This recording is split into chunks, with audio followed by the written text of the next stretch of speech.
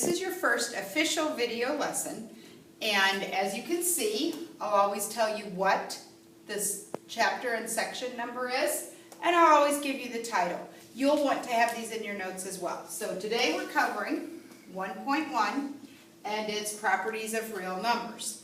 Now, you might wonder, what's a real number? Well, at this point, every number you have always worked with is a real number. Anything that you can come up with is a real number. So, about halfway through the year, we're going to start working with some different kinds of numbers that wouldn't be in this category, but this is everything that you've ever worked with, okay? Real numbers can be divided into two groups. They're either rational or irrational. A rational number simply can be written as a fraction. So numbers like 2/3, -3/4. Even the number 7 is rational because we can always just put it over 1. Okay? Irrational numbers then are not fractions or cannot be written as fractions.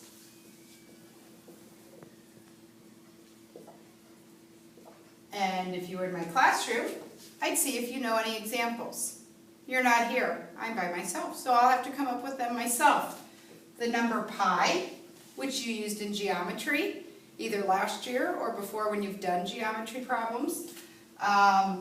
Things like the square root of 7. Those are all examples of irrational numbers. Be careful. If we look at the square root of 16, is there a number times itself that gives us 16? Well, yes, 4 or -4. So that really, square root of 16, is really rational.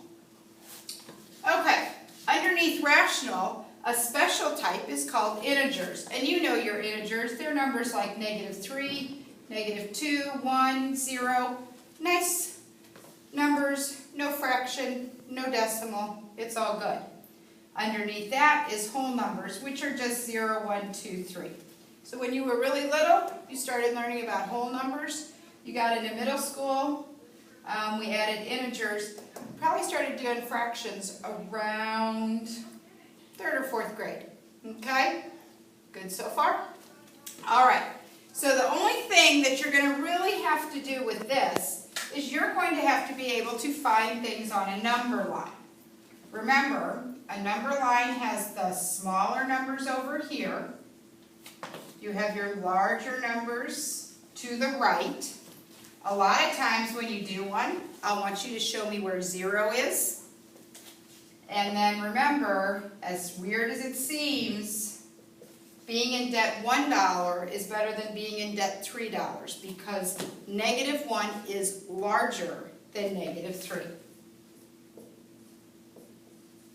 I think you're probably good with that. So let's go on to the next part. That was our information about real numbers.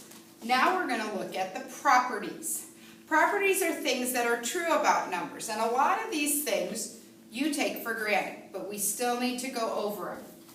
We're going to represent some numbers with letters, variables, A, B, and C. And we're going to say they're part of the real number family, so we don't have to worry about any weird things going on. Closure means that if A and B are real numbers, so is A plus B. If A and B are real numbers, A times B is a real number. Commutative tells you it doesn't matter what order you add things in or what order you multiply things in, they're still equal. Notice subtraction is not commutative. Associative means we could add these first two together and then a third number, or we could add the last two together and then the first number, but you still get the same answer. So in other words, you can add in any order. This is also true of multiplication. If you want to do B times C first and then multiply it by A, that's okay.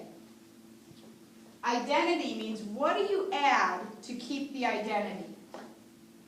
Hopefully right now you've just all responded with 0. Anytime you add 0 to a number, it stays the same.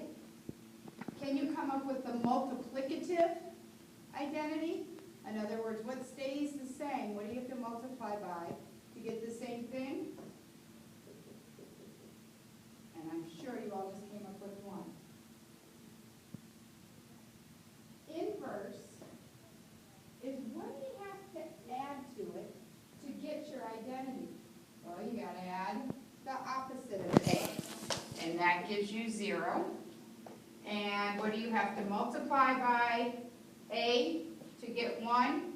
Well, you multiply by the reciprocal, okay, or flip it. Finally, distributive, and I bet you're good at this.